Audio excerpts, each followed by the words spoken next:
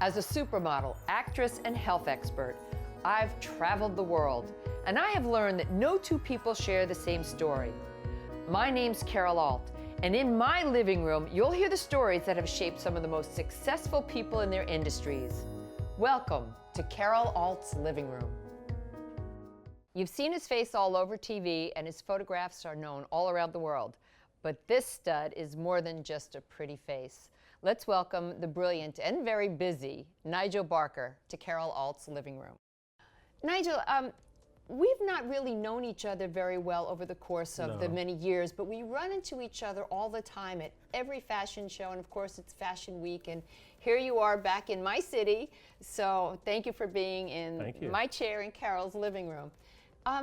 You were born in London, but you're not really of British descent. Not exactly. I mean, I'm a mutt, I guess. I probably fit very well in America. Yes. Which is probably why I love it here so much.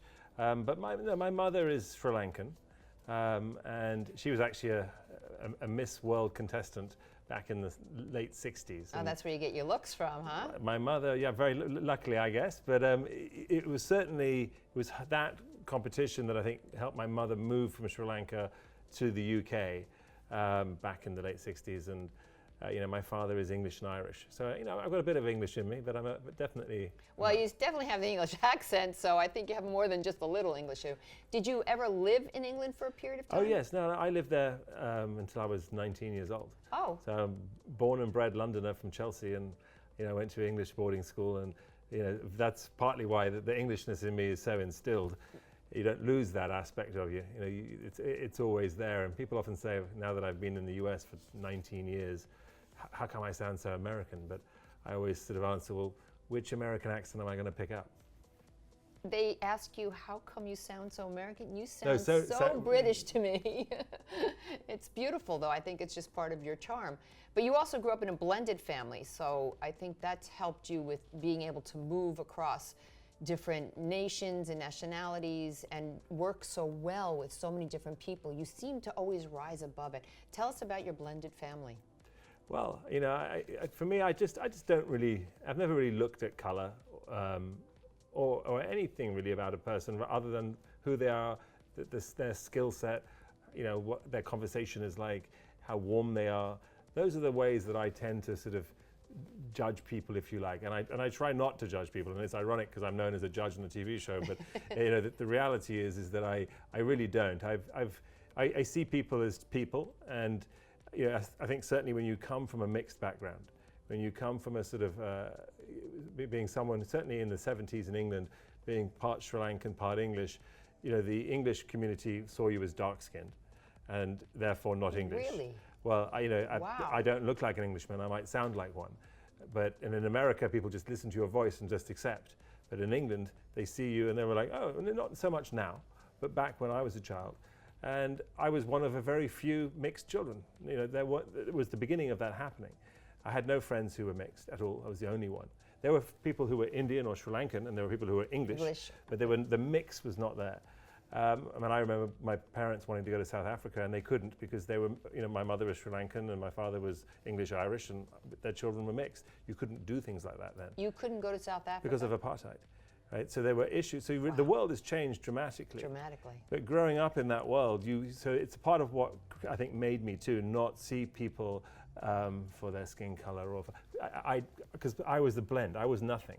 So I remember when I started modeling, people would say to me, okay, so you're going to tell them you're Latino. You're going to tell them you're Hispanic. You're going to tell them... You mean it was acceptable if you were Latino or Spanish, but it wasn't acceptable if you were Sri Lankan? Well, because I didn't look enough Sri Lankan, and there was no Sri Lankan modeling, and so there was no Indian marketplace didn't fit in. Well, absolutely, but it takes a visionary to see that. And actually working with Tyra was interesting because she was one of the very few people who would love to announce to the world that I was from Sri Lanka. There's not a Sri Lankan that I've ever seen that looks like you, so I can understand why Tyra would want to shout that from the mountaintops. Well, I think that, certainly there aren't enough people of East Indian descent in the public eye, period. And if you look at television in general, I can name literally the sort of three of us who are are represented. And, Who are they? well, Sanjay Gupta Right. is probably the one of the most famous on CNN. And, you know, and there are others, but very, very few and far between. And the modeling industry, as we know, has had, but you know, one or two models who have not probably directly from India, or who from Canada, who happen to be Indian. Who, yeah. And so that was something that she wanted to really change in the industry, and me too. I mean, we were all behind this sort of bigger idea of let's actually change the industry with America's Next Top Model. And you know, obviously, look at the business now. It's really radically different. Well, before we go to America's Next Top Model, which I know I'm dying to talk to you about, but I had heard that you actually were studying to be a doctor. True. Yes. That's radically different. I mean, because let's face it, a lot of people look at models and they think we're stupid, or you know, we're so caught up in this that we're not smart. I mean, I think the business is somewhat changing today, but still I think there's a little bit of that, oh, he's a model or she's a model. You know, I wrote a book actually all about this subject. It's called Models of Influence. And you know, I selected a series of models who, for me, were game changers and in the industry, and who were business women, business leaders, who really didn't just change the face of beauty, but actively changed the way, you know, people consider women, and actually deals were done because of the, you know, whether they decided that they were going to take a stake in a company versus just a fee. Whether they were going to be, you know, mavericks and demand a multi-year contract versus just a one-off job.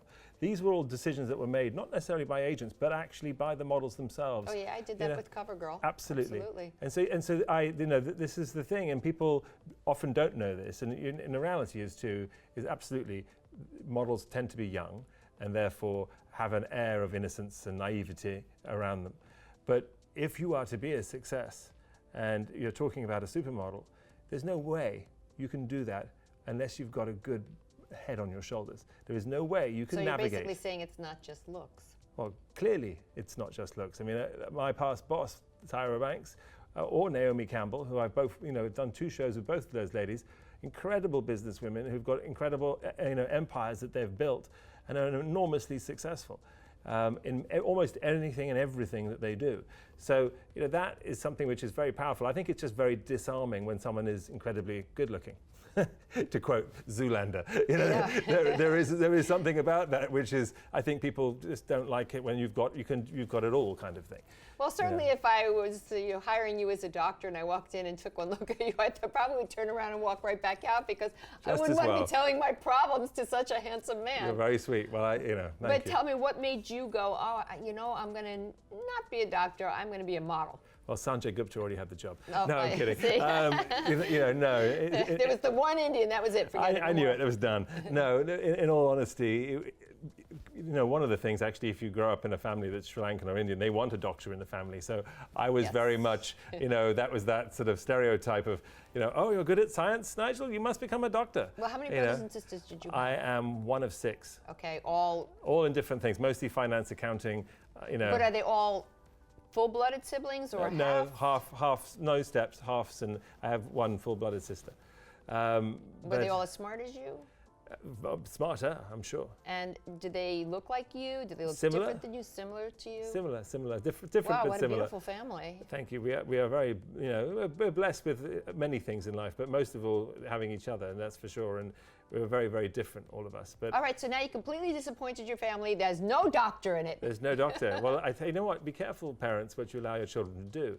Because my mother, it was actually her who entered me into a show called The Clothes Show, which is the longest running fashion show in the UK. It's been on for like 35 years. Oh, wow. They ran a competition, a model search, similar to America's Next Top Model, back in 1989. It was the year 2, I think, of the competition. And my mother thought it would be fun if I entered. I was still at high school, my final year. I didn't really want to do it. I'm like, you know, it's not really my thing. I knew nothing about the industry, despite my mother's career. Pedigree. And I sort of went for it. There were, I think, 5,000 people went for it in England. It was a televised show. I got picked. I got in the final 12. I got on air. I got all the way through to the final 3. Didn't win, but was offered a contract. And I thought, well, listen, I'm going to go to medical school. Why would I not do a bit of modeling, make a bit of money, see the world? I'm about to embark on 7 years of education. And hey, like I said, be careful, parents, what you allow your children to do. 1 year led to 2 years, led to financial independence, led to my parents telling me, you need to go back to school now. And led to me saying, no, I can pay my own bills and I'm doing my own thing. You can't tell me what to do. I went through the same thing, so I totally understand your story. Yeah. So you continue. Who gave you the contract off the show? Models One.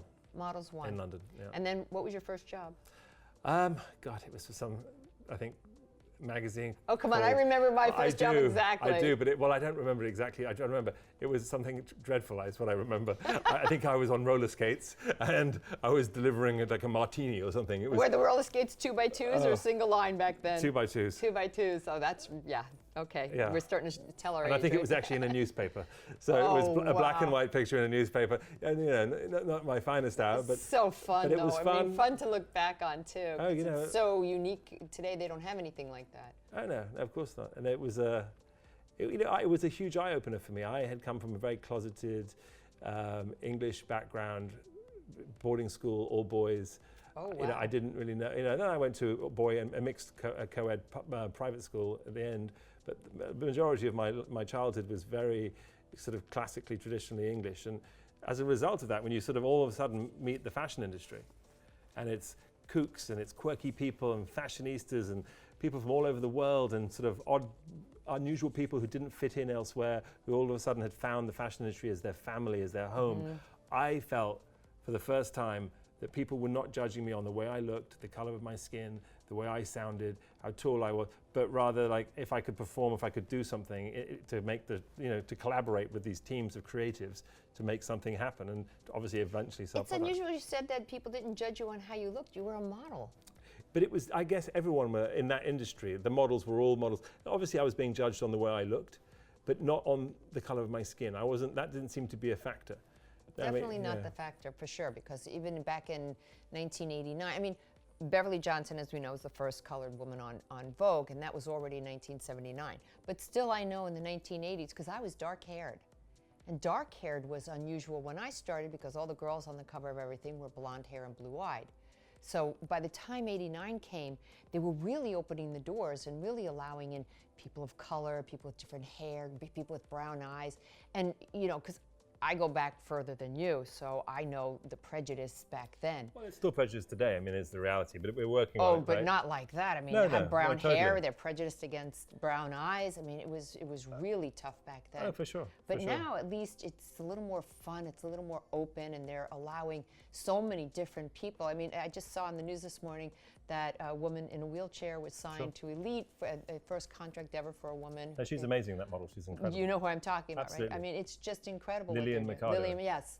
Tell me how your parents met, because that's an unusual story as well. It is an unusual story. Well, I mean, I sort of, somewhat ironically, both my parents were born in India, in Bombay, Mumbai today. And although they never met at that point, they grew up just a street apart, a couple of streets apart from one another. Was that because they were separated because your father was a colonial and your mom was a native? I don't think so specifically, because the area that they lived in was more of a sort of gentrified area and an influential area. And I just think it was just one of those things that they were children. And so, you know, they may well have even played with one another, who knows? And they just didn't know it. And then years later, were to meet in England and fall in love, you know. And but it's funny when you think that they of all the places in the world, they were both born and grew up in the same India, small area in India, only to find each other. Fall in love in London. Absolutely. Incredible. All right, so back to your modeling career. So you modeled for 10 years. I mean, that's a really long career. I mean, this day and age, people come and go so quickly, you can't even get a hold on who they are. Sure. So you modeled for 10 years. What made you stop? Hey, well, you know, the reality is not. I wasn't getting any younger or prettier.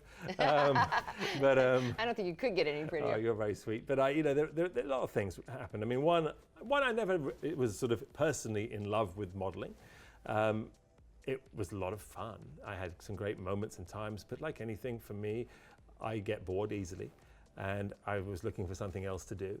It's part of the reason why I think I do so many things now, is that I love to be really occupied, and also, you know, the industry changed a lot.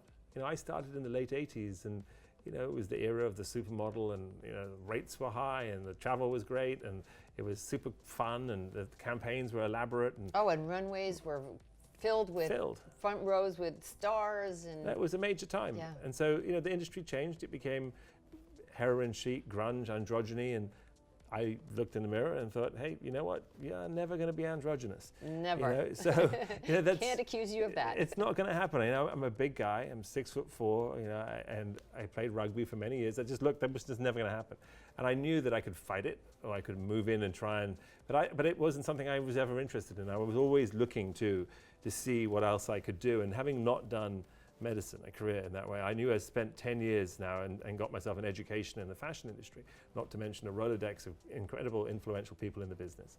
So, and I had always been interested in photography, and I'd carried a camera with me for years. Oh, really? And had started my photography sort of passion, if you like, prior to stopping modeling, 3 or 4 years prior. And really what happened was I was living in Milan.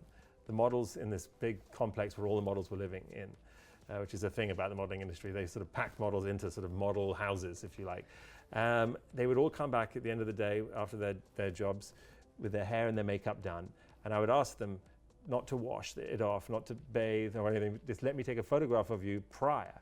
So every day the girls would come back and they would have great hair, great makeup, and I would shoot portraits of them in using the Milan light and the afternoon light, and it was always sort of black and white film, and it was always all film, of course. And I created this portfolio, with all these fabulous models who would come in and out as I lived in Milan, and I shot several hundred models. Then moved to Paris, and then moved to London, then moved to New York, and it was at that point that I thought, well, how about instead of just quitting and doing something else, I really take this seriously and commit myself, and I took a risk. I arrived in New York City. I looked for a place. I wanted to do something Andy Warhol-esque, create a factory environment. I loved that idea of being able to have a space where I could just be creative and do whatever I wanted to do.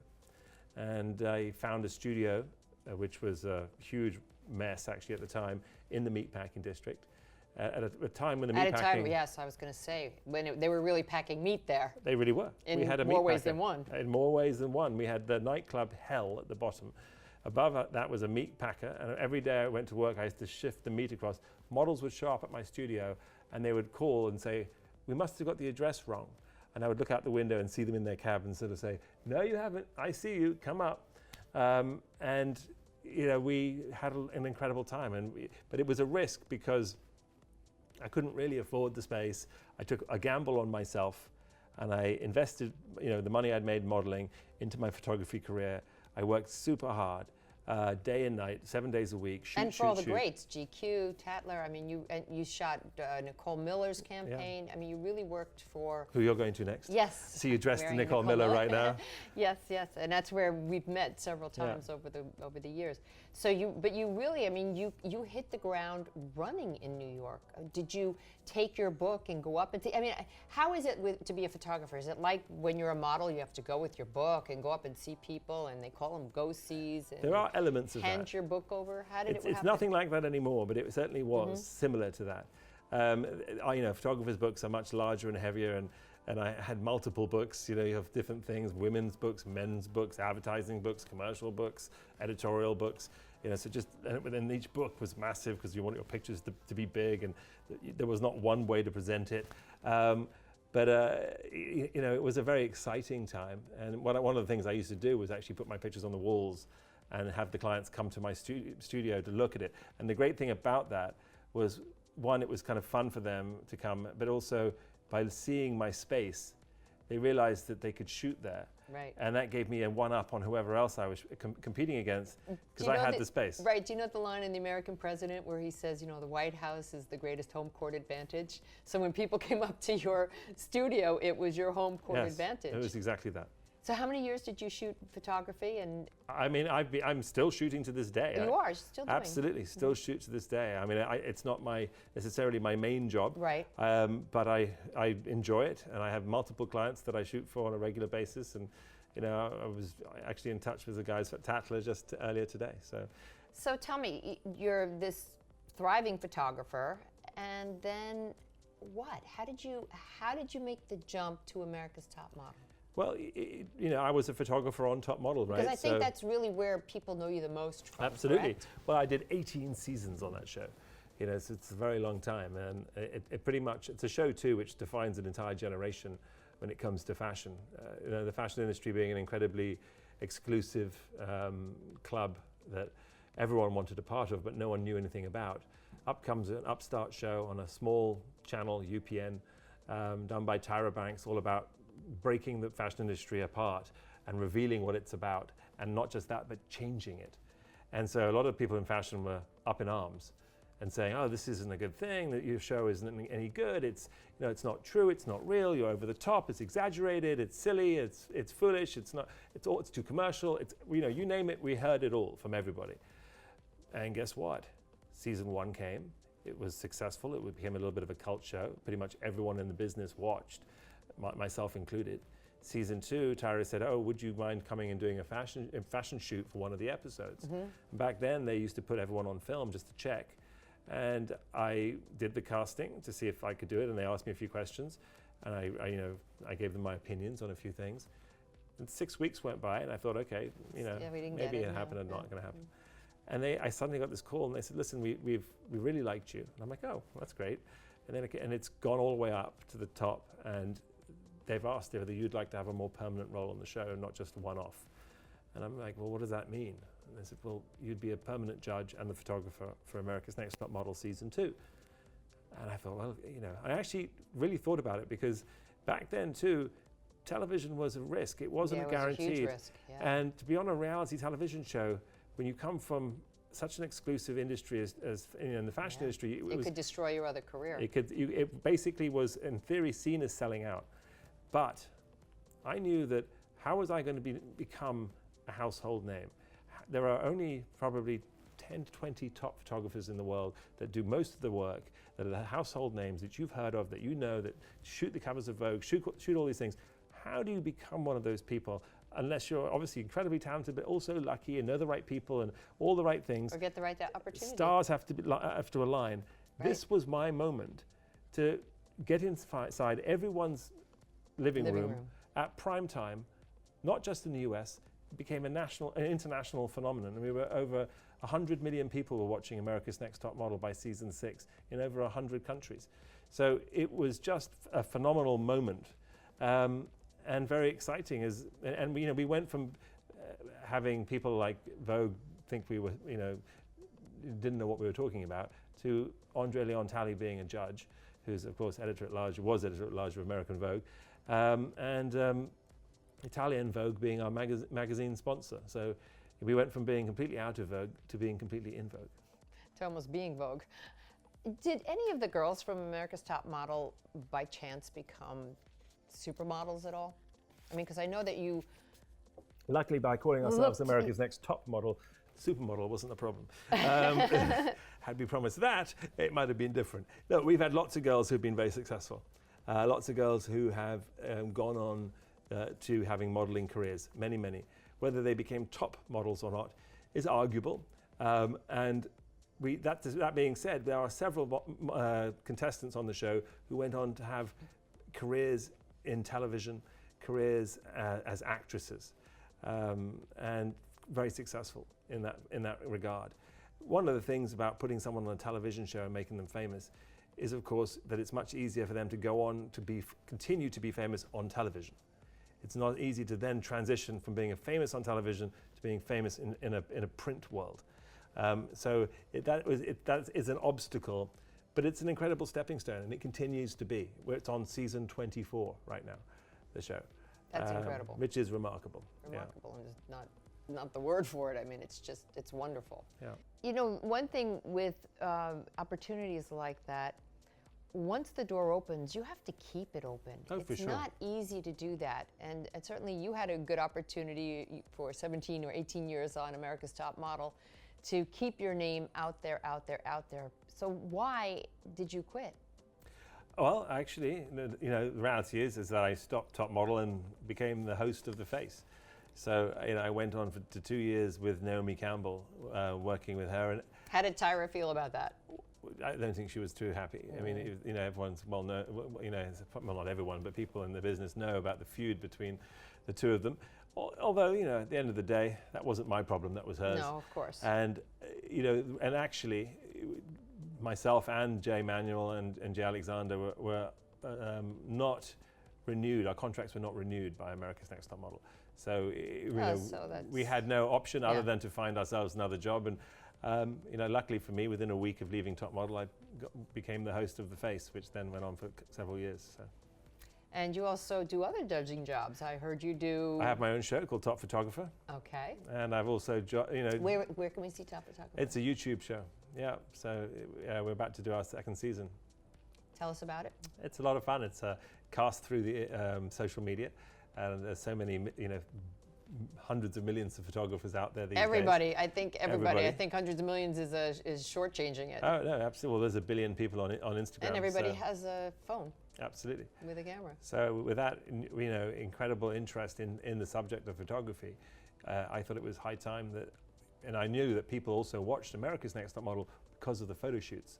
Many of them, not all, but many people would focus on the photo shoots. They loved watching the process, how we dealt with the models, how we interacted, how the pictures transformed, how it looked like one thing on camera, and then it looked like another in print. The way we played with the light. And so to take that and create a show around just that aspect of it and have photographers compete against one another. I originally created a show called The Shot, which aired on VH1, and Russell James was the host of. And that was because I had actually created it for myself, but I wasn't allowed to do it by CBS. Why was that? Because there was a conflict. They wanted me for Top Model and didn't want me to do 2 shows. And they didn't want the show. So that meant I was going to have to be on another network. So I sold the idea. You get a production credit and the production paycheck. That's good too. So we did that, and then we moved on to finally doing my own show. And of course, these days, kids aren't watching TV like they used to. So YouTube is the place to go. Hey, we're on Amazon Prime. We know all about that. All right, so it must be interesting being a photographer and seeing the phenomenon of you were carrying your camera around everywhere you went, and now you naturally have a camera in your pocket all the time. Is that kind of annoying to you that there's all these amateur photographers out there taking opportunities, or like, for example, I've seen the answer. Not at all. Really? But like I've seen photographers set up a shot and then somebody come along and then they put it on their Instagram or whatever, I mean, there's manners. It's stolen. Bad manners certainly is never impressive. Manners maketh the man, as they say. But mostly for me, I'm really, really happy about what's happened. Why? Because I see it as this. I'm a very creative person. I feel very privileged to be able to be a photographer as a career choice, and to be able to go out and make things and create things and have such a fun time doing it. It was very hard to become a photographer when I started. Yeah. The camera was expensive, film was expensive, processing, and actually looking at your contact sheets, making prints was a big job, cost a lot of money, very hard to do. Each roll of film had 10 shots, 20 shots, or 36 shots, or Polaroids. And I shot a lot of Polaroid. So you really have to hone your skill. However, the fact that by giving a camera to every single person, basically like 1 billion people on Instagram, say, here's a camera. What it's done is it's the equivalent of giving a child a pencil and saying, here, you write, learn to write, learn to draw. It doesn't make them an author.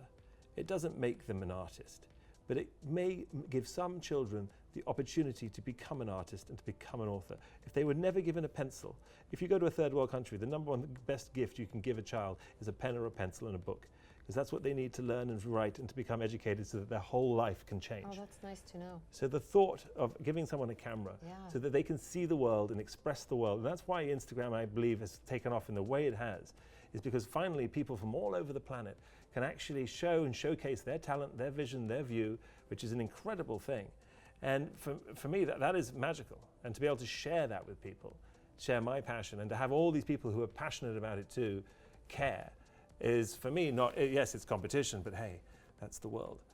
So has it become more expensive to be a photographer? I remember, yes, we did 36, you threw the roll into a bin, you did another 36, you threw the roll into the bin, and then you went and you developed that roll, and really that was only the cost. Now you have the digital, you have the computer, you have people seeing it, you have to have a digital person. I mean, all of a sudden expensive. Actually, the reverse, it's cheaper. I mean, it's because you would have to buy the film, and that was expensive, and then you could only shoot X number of rolls. And so you would shoot, if you shot more, that cost more money. Versus you obviously you buy your camera, you buy your laptop, and you're done, right? Yes, you have to hire a digital guy, but you don't have to. A lot of photographers these days don't. And actually, the more people have learnt the craft, it took a few years because people had to transition. More streamlined. But people are much more streamlined now, and cameras do incredible things, and it's all highly synced. Clients don't even have to come to the set anymore. As I shoot, it gets directly to the client somewhere around the world, and they look, they approve, and we move, I have to tell you, as a model, it was a shock because I'm so used to hundreds and hundreds and hundreds of pictures. You could go through 10 rolls of 36, and I have to say, when I stood on the set and this photographer took 4 or 5 shots and then kind of went, I think we got it. I was like, first of all, don't show it to me, because I don't like to break my wall of fantasy. But we took 4 shots. I was warming up. I wasn't even hot yet. It was shocking to me. So you can actually see that where photographers might get less money even because you could do that in half a day. Well, that also goes both ways. I mean, I think that is less common. That more common is the fact that instead of shooting 4 shots, which is more what I used to do when I shot film, because it cost money and because I was someone that liked to set my picture up, and you'd shoot a Polaroid. But you could see that you had it with film. You didn't know if you had it. But as a photographer, I mean, that is what being a photographer is knowing when you have it in the can, so to speak. And I still to this day get that feeling, and the hair on the back of my neck stands up on end, and I'm like. And I feel it in my body. I'm like, that was amazing. I just got that moment. Yeah. And it is, and failing the film not working or something going wrong or whatever, exposure, something being off. It doesn't happen every picture right? you take. So of course, being a professional, that happens less and less. But I think more common these days is someone going there and putting their finger on the shutter and being able to shoot thousands of pictures onto a card that has. That can shoot 5,000 pictures, and it's the rhythm is gone and the routine is gone. But again, one can complain, one can whine, one can not like things. You can find a good and bad in anything, right? The world isn't changing; it's going in that direction. So you either join the fight and become a part of it, or you end up on the sidelines. Tell us about your documentary. I've done a few. You have a new one coming up, right? I don't necessarily. I have a few different things in the pipeline that I'm working on. I've done several, 2 in Haiti, one called tell us about those. Haiti, Hunger and Hope, and another one called Dreams Are Not Forgotten. One was pre-earthquake and one was post-earthquake. And I've always had a love for telling stories. I've done them for the Humane Society, for the Elizabeth Glaser Pediatrics AIDS Foundation in Tanzania. And look, I think as a photographer, being able to, take a picture that sells clothes is one thing, right? It's certainly, it's entertaining and we have fun and we shoot glamorous moments.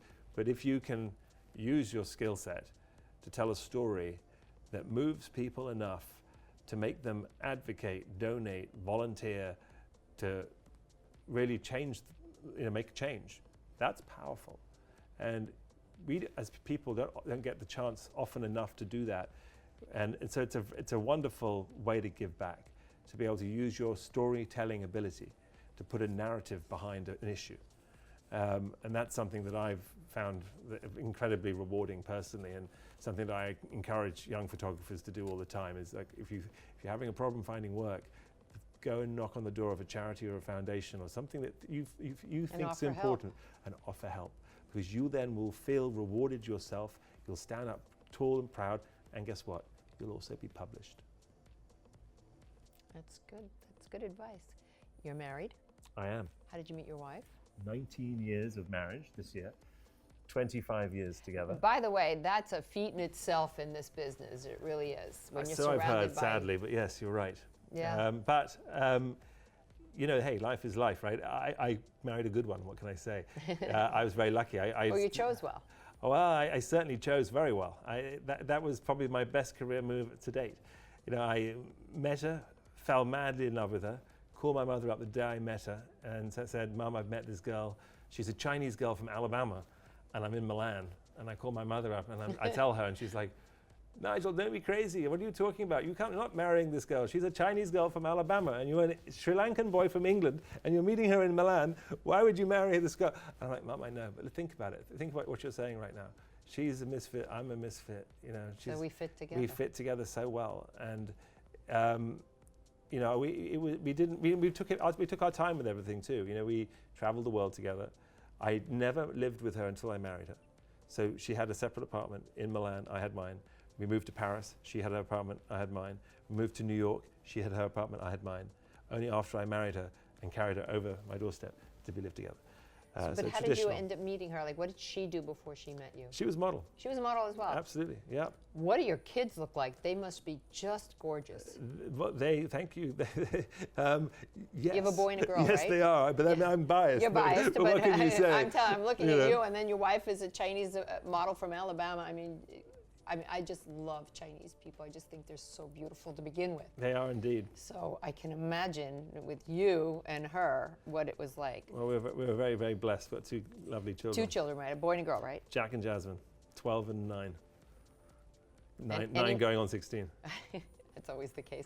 Any future models in there? Oh yes, my daughter would love to be, and she's a giant as well already. So is she? How tall is she? Not shocking. I mean, she's 5'2" and she's 9. Oh wow! So yeah, she's right off 120 percentile or something ridiculous. They're predicting her to be 6 foot. So she's head and shoulders taller than anyone. She's just gone into her new school, and I spoke to her just yesterday on the phone, and I said to her, "How was your first day?" And she's like, "It's great, it's great." I'm like, "Is there anyone taller than you?"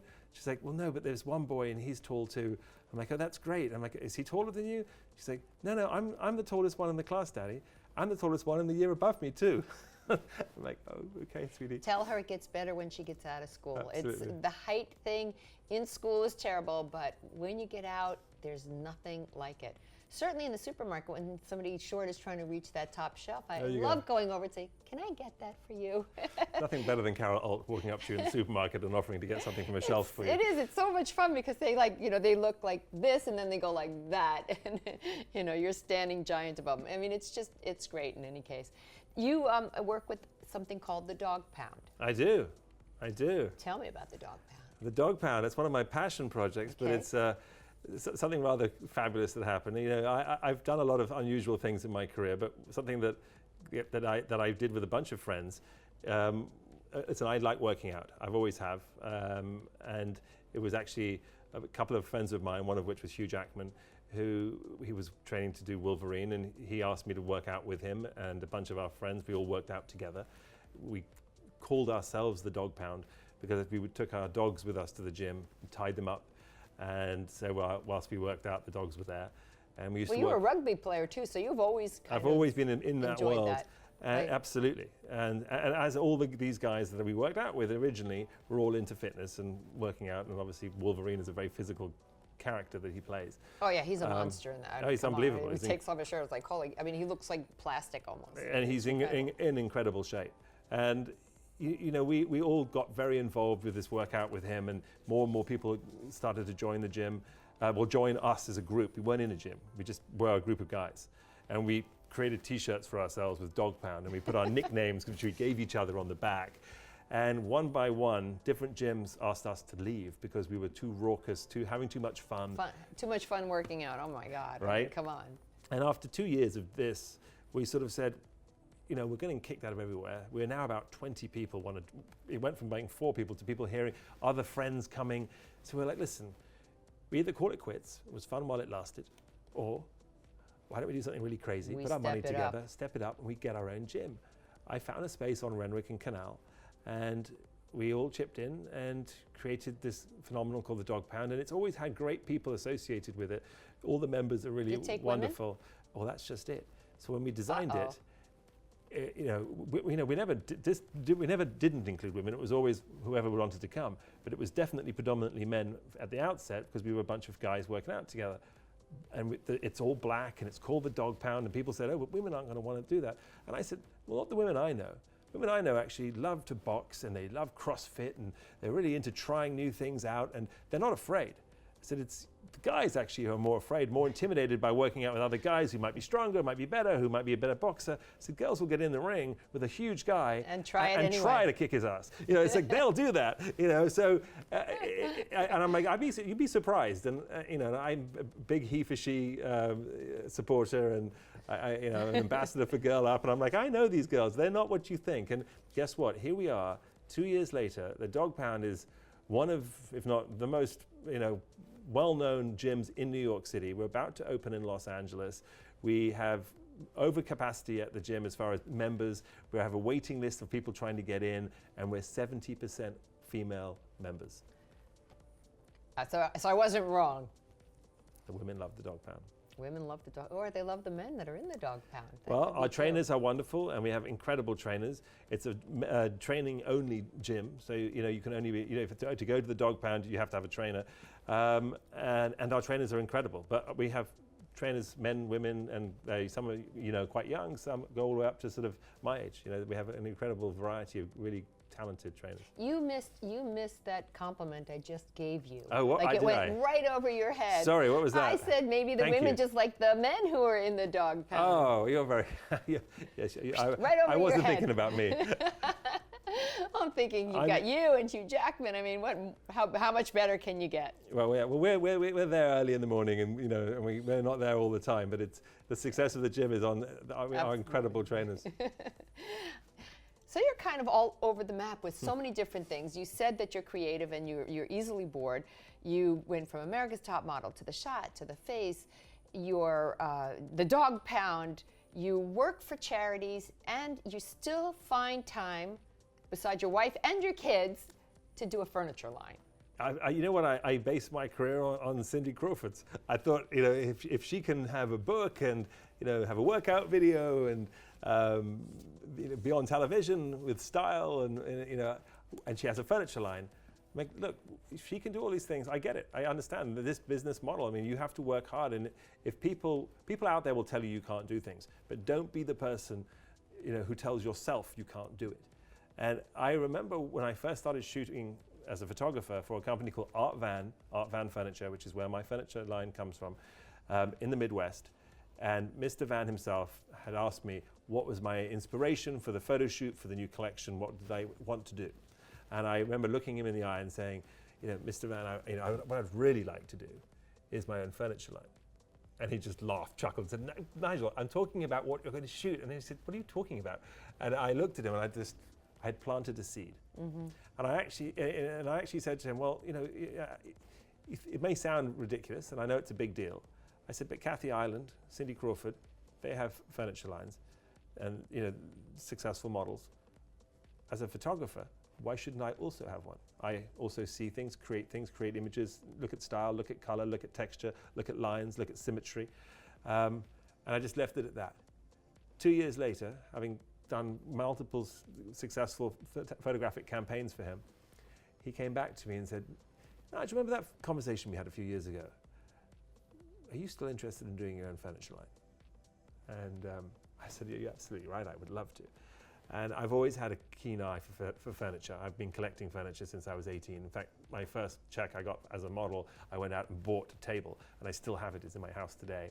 And I've always saved up for very nice, very specific pieces and collected furniture. And wherever I've gone in the world, I have never been someone to buy knickknacks. I've always been someone to go out and buy something quite substantial and have it shipped to my house, and started collecting early on. So my first collection came out 2 years ago. In fact, Cindy Crawford came to the opening and spoke as almost like an opener for me and introduced my collection, because her collection is held at the same group of stores. And they have gone from 50 stores to 100 stores, and I'm now on my fourth collection for them. I have 9 rooms, 3 living, 3 dining, and 3 bedroom, and an outdoor collection. And my new latest collection, NB2, which is a modern set, will come out in October, and we just wrapped shooting the campaign for it. So I shoot the campaign. I have a design team people who work with me and my inspiration and my ideas, and it's really been a lot of fun. One of my most favorite projects to date. Where do you see yourself going in the future? Do you have any seeds you feel like planting? You know, I'm about to launch my radio show that I had on Sirius XM called The Gentleman's Code. I'm about to relaunch it as a podcast, which is going to be a lot of fun. I've always loved it, but it'll be a little easier for me to control, not doing live radio, which is what I was doing before on Radio Andy with Andy Cohen. And also having to be there every week is tough for me. But I'm able to sort of bank it together and do that. So that's something I'm really excited about, because there's so many things that are important to talk about. And of course, having that kind of ability to be out there and talk about proper subjects is going to be a lot of fun for me. But you know, we have a lot of different things. Cooking. I mean, I just see the sky as the limit, and I don't like to limit myself. And certainly with the gym now as well, opening in different markets all around the world, it's really a fun project, because there's nothing better working with your friends. Does your wife ever get to see you? You sound like you're working just about all the time. I work a lot, but you know, one of the things that the secret to my success is because the person who controls my entire career is my wife. My wife is, for better words, she's my manager, and she actually holds my schedule and controls my thing. And people who know me will know that the first person I direct them to on anything is my wife. They don't often realize it's my wife, but it's a great gauge for me, because if they don't talk to her nicely or treat her well, because they just think perhaps she's just an employee for me or something, I get a gauge of the kind of person they are. Absolutely. So that's always very interesting. We spoke very nicely to her. Oh, well, absolutely you did. And I think, and she knows your team very well. So, but everyone, you know, and most people do, but it's an interesting thing, you know, but she's been remarkable, and it's helped me focus very early on what we thought was important. And, you know, my wife and I, we divide and conquer, and you know, she is an incredible yogi in her own right, and one of my own passion projects was in fact helping her create an Instagram following around her yoga that she does, and she now has close to 100,000 followers on Instagram. Awesome. And she's, you know, has signed deals with Aloe Yoga and what have you, and every day she posts pictures that I photographed with her and her twin sister doing yoga. So can you tell them apart? Sometimes, not always. It can be tough. That's dangerous. What one doesn't know can't harm. Thank you so much for coming. I mean, you are for me, such an interesting person in the sense that you've had an eclectic career like myself. You see the sky is the limit, and I think that's a beautiful piece of advice to give everybody here on Carol's Living Room. And we look forward to seeing you the next time.